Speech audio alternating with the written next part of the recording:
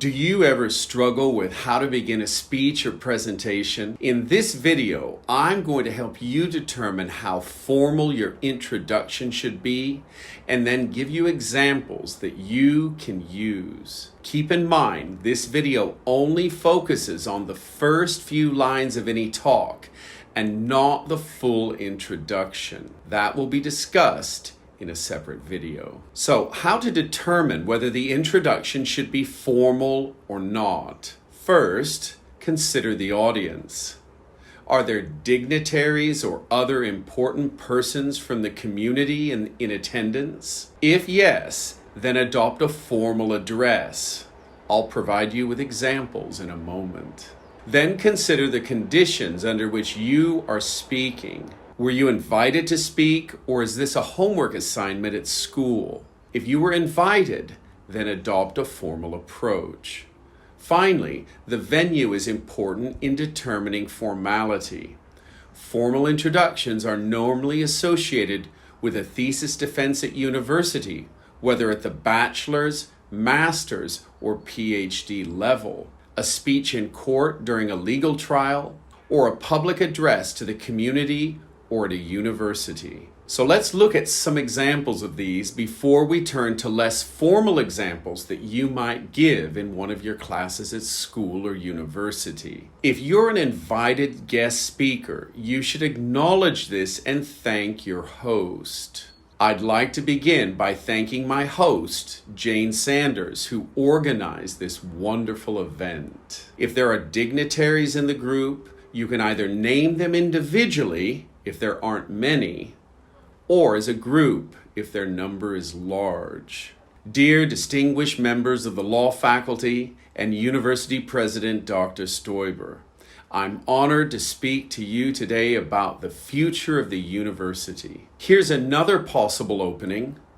I would like to begin by welcoming the Board of Directors and its chairman, Sylvia Plath, Mayor Margaret Hoskins, Senator Dwight Tompkins, and distinguished state congressional leaders. Today, I would like to discuss the benefits of online learning and the future of the university. Now, let's turn to less formal situations, as these are undoubtedly more common. Less formal situations include a class presentation at university or school, a business presentation at a company, or an Instagram Live that I happen to do twice a week. Here are a few options. Hello everyone, I'm going to talk about the future of the university. Or, good afternoon.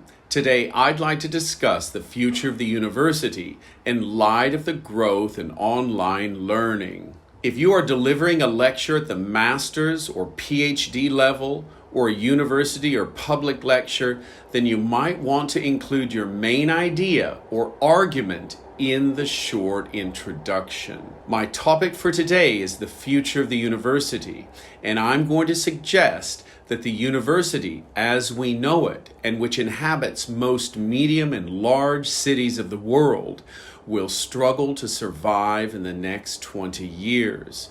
Attractively priced online educational opportunities will continue to grow in popularity and threaten the existence of the traditional bricks and mortar institutions. As you can see in this introduction, I told my audience what I was going to try to prove. Universities will struggle to survive. And I also hinted at my main reason for concluding this: the growth of online education. Incidentally, most of my YouTube videos will follow this pattern. I'll share with you my main point for the video right in the introduction so that you, the viewer, can have a clear understanding of the contents of this video. After all, no one wants to waste their time. In conclusion, these models that I've just discussed are traditional introductions. There are, of course, many different creative ways to introduce your talk. These require more experience, but can be very effective. I'll be discussing creative introductions in a future video. If you enjoyed this video, please subscribe to my channel click the notification button and tell a friend about it.